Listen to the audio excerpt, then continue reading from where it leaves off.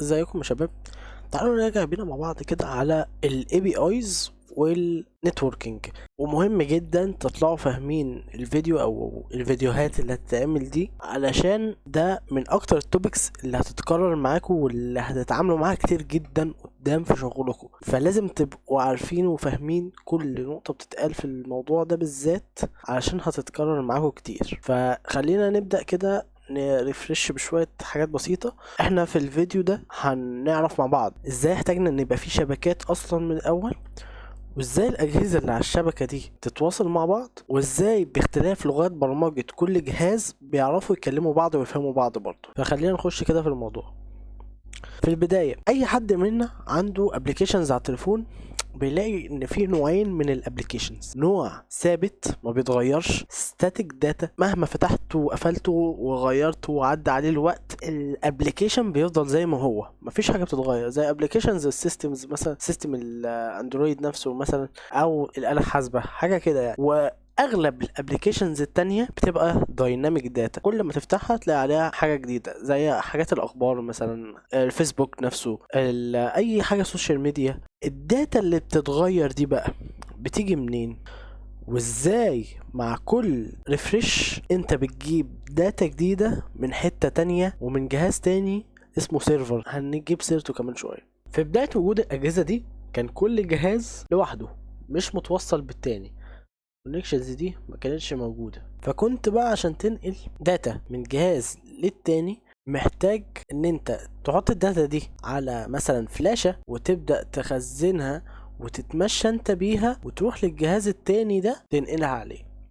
طبعا الموضوع ده ما كانش صح، ما كانش efficient بشكل كبير، فاضطرينا نلاقي وسيلة نوصل بيها كل جهازين مثلا مع بعض.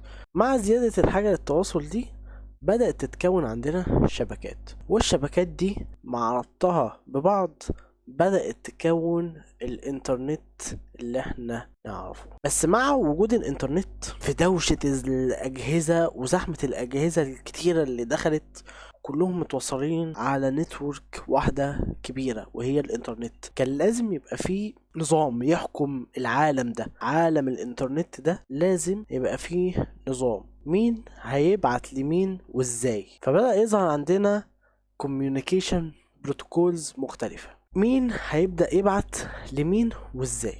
ظهر عندنا بقى اتنين communication protocols، حاجة تنظم التواصل في النت الزحمة ده: البير تو بير موديل والكلاينت سيرفر موديل. البير تو بير موديل ده بيعمل ايه؟ ده كوميونيكيشن بروتوكول فيه كل جهاز مع اخوه الجهاز التاني بيتوصلوا مع بعض دايركت ويبعتوا الداتا على طول، حاجة زي بلوتوث مثلا او حاجة زي تورنت، لو عارفين تورنت. مفيش افضلية لجهاز عن التاني، كله بيبعت وكله بيستقبل ومفيش اي قواعد عليه.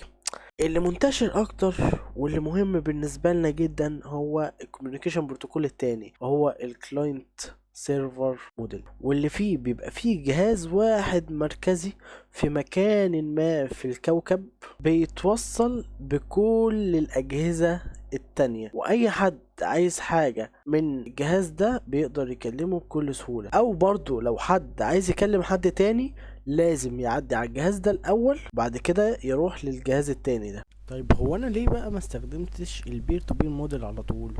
لان الكلاينت سيرفر موديل بيتطلب ان السيرفر على طول يبقى اونلاين 24 ساعة مفتوح، وقت ما تحب تجيب داتا هتبقى موجودة معاك، او غيرك يجيب داتا بسهولة جدا. انما البير تو بير موديل ما تقدرش تخلي كل الاجهزة مفتوحة 24 ساعة. فهنا السيرفر وهو جهاز كمبيوتر قوي جدا علشان يقدر يهندل كل الكلاينتس اللي هتجيله، والكلاينت هو الموبايل بتاعك اللي انت بتكلم بيه السيرفر ده.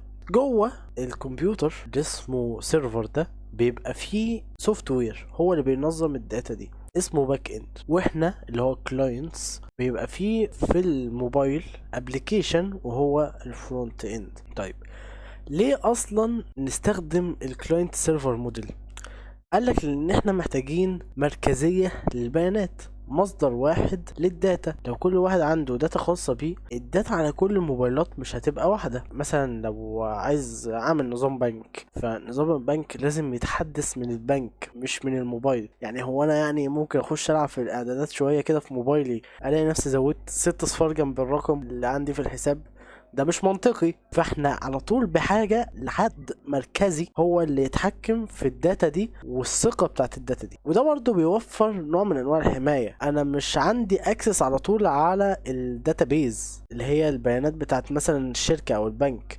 لا، انا بكلم الاول السيرفر، والسيرفر هو بالباك اند اللي عليه اللي بيكلم الداتابيز. فمش اي حد كده يخش يكلم الداتابيز سداح مداح. هي انت كده يبقى عندك الحق ان انت تشوف مثلا بيانات عملاء في كل البنك. لا، انت محتاج تروح الاول على سيرفر يتأكد انت مين، ويجيب لك البيانات اللي تخصك بس للأسف هتقابلنا مشكلة في الكلاينت سيرفر، ان الموبايل ده بيتكلم مثلا بلغات برمجة مختلفة تماما عن لغات البرمجة اللي السيرفر بيتكلمها. فهم ازاي بيتواصلوا مع بعض؟ علشان ده يقول له ان انت ممنوع عليك ايه ومسموح لك ايه. فهتلاقي مثلا ان الموبايل ممكن يتكلم دارت او سويفت او كوتلين او اي حاجة، والسيرفر ممكن يتكلم بنود جي اس او سي شارب او بايثون. اللغات دي مش شبه بعض، فهم ازاي بيكلموا بعض اصلا؟ هنا بقى بنبدأ نقترح حل جديد، وهو اننا نخترع لغة. اللغة دي هيبقى ليها جرامر ويبقى ليها شكل للكتابة. الجرامر بتاعها هو ازاي انا ببعت طلب للسيرفر ده، ازاي السيرفر ده هيرد عليا، مين هيبدأ الكلام الاول. لازم هيبقى فيه نظام واضح في التعامل بيننا، وده بنسميه بروتوكول. ده الجرامر بتاع اللغة. وكأي لغة طبعا ليها شكل رسم معين، شكل كتابة الحروف مثلا ABC ألف ب كده. يعني اللغة بقى نفسها اللي احنا هنخترعها دي هي حاجة لازم الطرفين يقدروا يقروها ويفهموها في نفس الوقت وبسهولة.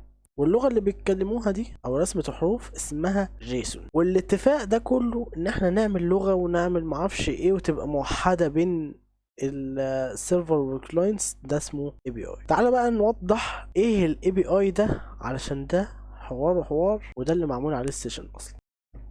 تخيل كده ان الانترنت ده مطعم كبير، وانت عايز تخش تطلب حاجة من المطعم. فانت اهو انت الكلاينت اللي هيطلب، مسموح لك تطلب من منيو. المنيو ده طباخ هو اللي حاطط لك المنيو ده، مش مسموح لك تطلب غير حاجات من جوه المنيو بس. بتطلب من مين؟ بتطلب من جرسون، شخص بيبقى هو الوسيط اللي بينك انت ككلاينت وبين الشيف في المطبخ. الشيف اللي جوه المطبخ ده بقى هو الباك اند، هو اللي هيبدأ يطبخ لك الريكوست بتاعك، طلبك، ويرجعهولك تاني مع الويتر، والويتر هيبدأ يرجعهولك، وهو ده الريسبونس. في حالتنا دي المطبخ هو السيرفر نفسه الهاردوير، انما الشيف هو السوفت وير اللي شغال جوه المطبخ. كلام حلو. تعالوا بقى نفصص الكلام ده واحده واحده.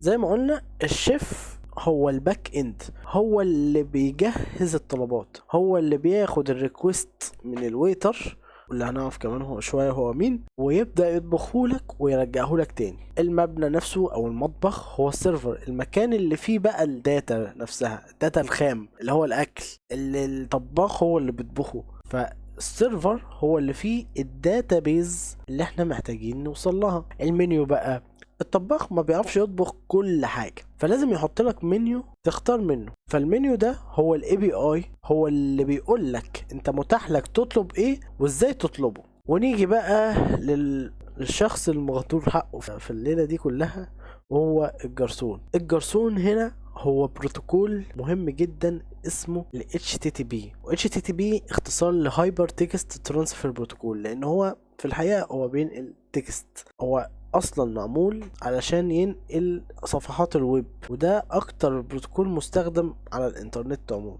الويتر ده هو الوسيط بقى اللي بينقل طلبك ده للشيف، ويرجع من الشيف بالاكل اللي اتعملت ويحطها لك على الترابيزه. تعالى نتعمق اكتر في الاي بي اي. فالاي بي اي ده هو المنيو اللي السيرفر بيقدمه للكلاينت ويقول له ايه البيانات اللي انت متاح تطلبها. يعني مثلا لو انا في سيستم عياده وانا مريض دلوقتي داخل، هل يحق لي ان اشوف بيانات كل المرضى بتوع العياده؟ مش منطقي. انا متاح لي اشوف بيانات كل الدكاتره لان هحجز عند دكتور، انما مش متاح لي اشوف بيانات كل المرضى. فده كده الاي بي اي هو اللي بيحدده انا متاح لي اشوف ايه وايه اللي لا. برضو الاي بي اي بيحدد سواء كان الطلب هتبعته كده ولا هيبقى لازم تبعت معاه حاجة. لو هو محتاج معلومة زيادة، مثلا لو هو محتاج ان انت تبقى شخص authenticated، يعني حد مسجل عامل لوجن مثلا قبل ما تخش. يعني انا مش معقولة اخش اشوف حسابي في البنك من غير ما اعمل لوجن او يجيلي او تي بي او معرفش ايه مش سلاح مداح هي. وبرضو الاي بي اي هو اللي بيحدد شكل الرد اللي هيجيلي من الشيف هيكون عامل ازاي. مش انت طبيعي في المنيو بتلاقي شكل الطبق اللي هيجيلك؟ هو ده نفس الفكرة، شكل الرد هيبقى عامل ازاي. ال HTTP البروتوكول الأهم على الإنترنت.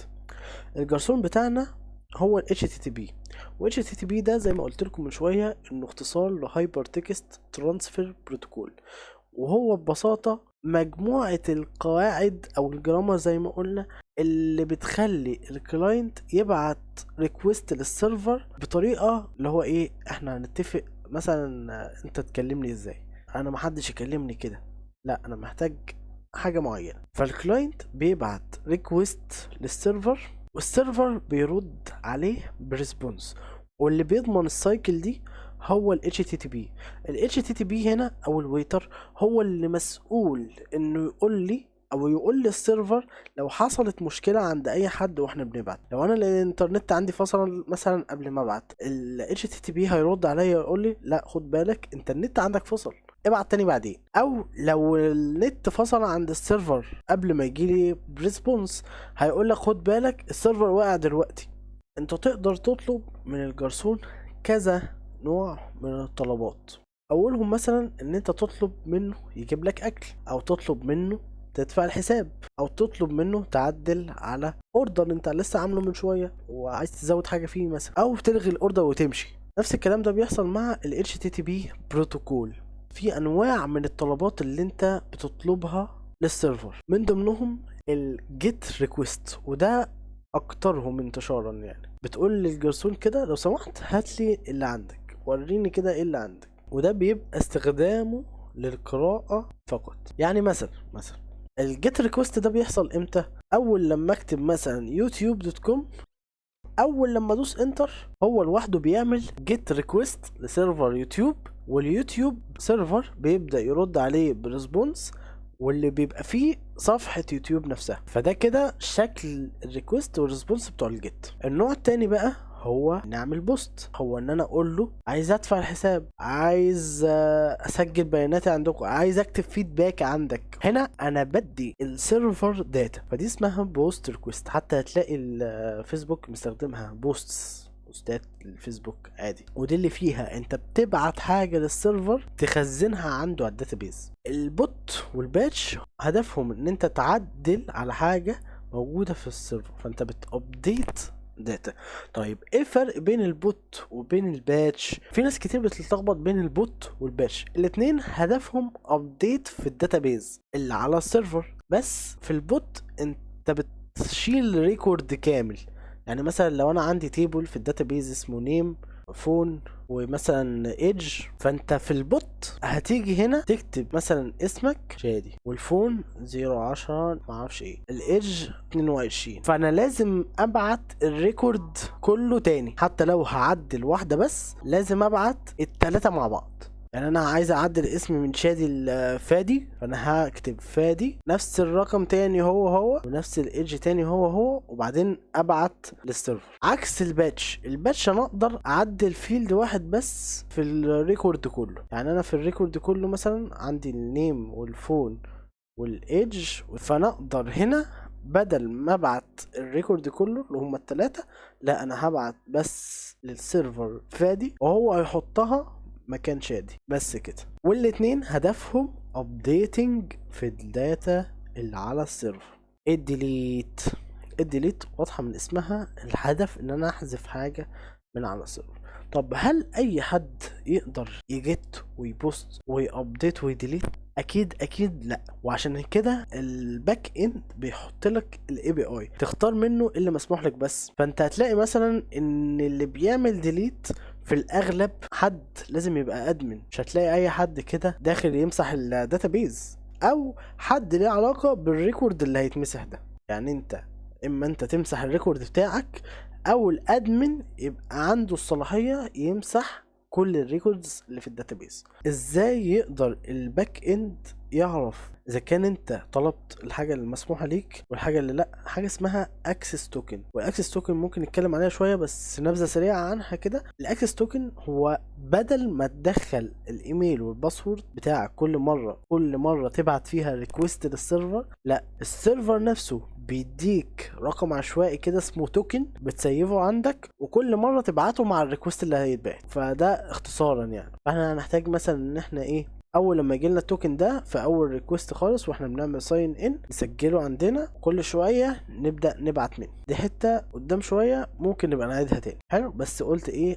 اذكرها كده للتوضيح. الجرسون بقى وهو بيرد ما بيجيب لكش الاكل كده وخلاص، لا، هو بيقول لك حاجات مع تقديم، ودي هي الستيتس كود. ال HTTP وهو راجع بالريسبونس بيرجع معاه ستيتس كودز، في منهم اللي مألوف بالنسبة لكم وفي منهم اللي لا. فخلينا نشوف كده واحدة واحدة منهم. أول حاجة، لو رجع لك رد في الميتينات يبقى الطلب ده اتعمل زي الفل والأكل سخن وبالهنا والشفا يا معلم. أشهر الأكواد بتاعت الميتينات عموما هي 200، دي بتبقى هو كاتب لك اوكي الاكل تمام. 201 دي في حاله ان انت كنت باعت بوست ريكويست ترد عليك ان هي كريت، خلاص الحاجه اللي انت بعتها للسيرفر ده اتسجلت خلاص في الداتابيس. اللي بعده 400 ده يبقى انت اللي عندك الغلط يا معلم. انت وانت بتبعت طلبت حاجه مش موجوده في المنيو اصلا، او طلبت حاجه انت مش من حقك تطلبها، مثلا اكله في اي بي، معرفش هو في حاجه كده ولا لا، بس يعني مثلا. فال400 هي كلاينت ايرور، من اشهرهم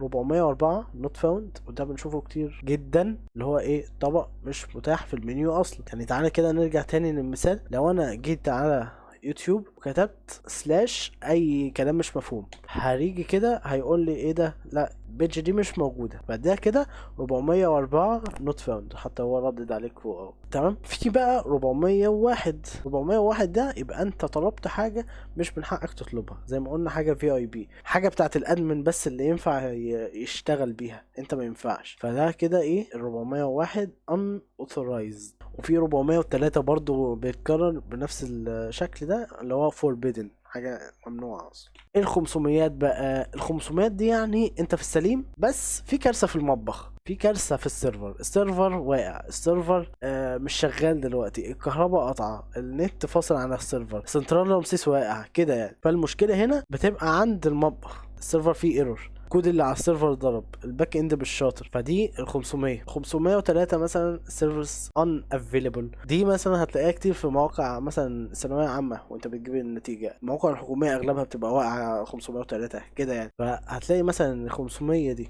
ده ايرور ضرب في الكود بتاع السيرفر. 503 دي السيرفر نفسه واقع، السيرفر مش شغال، يعني سواء الكهرباء عنه فاصله او هم طافيين الكود بتاع الباك اند بيعملوا صيانه، او حصل عليه هجمه وقعته، او حصل عليه ضغط برضو هو ما استحملش ومات. حلو، فدي كده الستاتس كود. طبعا في حاجات مش مهمه بالنسبه لكم، في ميات مثلا وفي 300. الميات وال300 دول مش هيجولك كتير في الموبايل عموما، بس مثلا الميات دي خالص ما بتجيش اصلا، دي بتبقى انفورميشن، حاجات للبحث والدراسه والجو ده، بيعملوا عليها تجارب يعني. ال300 بقى دي ريدايركشن، يعني مثلا لو في موقع اتنقل فتلاقيه جايب لك مش فاكر 300 وكام ريدايركتد، اللي هو ايه، انا هتنقل من هنا لهنا، فحد مثلا غير الدومين بتاعه عايز ينقل الناس من هنا لهنا اوتوماتيك، فدي بتشتغل في الحته دي. ممكن تسكيب الحته دي لو ما فهمتهاش، مش مشكله خالص. فتعالى كده نراجع على الجزء ده واحده واحده. اول حاجه، انت ككلاينت بتطلب من المنيو، بتبعت مثلا جيت ريكويست ان انت عايز تجيب، لو انت هتعمل ابلكيشن اخبار مثلا، انا عايز اجيب اخر الاخبار. الجرسون بياخد الاوردر بتاعك ده ويبدا يوصله للشيف. الجرسون هيبدا ياخد الطلب بتاعك ده يبعته للشيف الشيف يتأكد انه موجود في المنيو الاول، وبعدين ينفذ لك اللي انت كنت عايزه، اللي هو نجيب اخر الاخبار من الداتا بيز. بعدين الجرسون يرجع لك بريسبونس بكود 200 اوكي، اللي هو ايه، انا جبت الداتا ده تمام يا معلم، وخلاص انت بقى عندك الاخبار على الموبايل. كلام جميل جدا. الجزء اللي جاي بقى هنعرف اكتر عن المنيو، وازاي نختار مثلا اي بي اي كويس، وازاي نعمل تيستنج للاي بي اي ده، وهنفهم اكتر ال HTTP request بيتبعت ازاي، ولو حبيت ابعت معاه حاجة، يعني زي ما قلنا في توكن بيتبعت كل ريكوست، ازاي ابعته. فاستنوا الفيديو الجاي.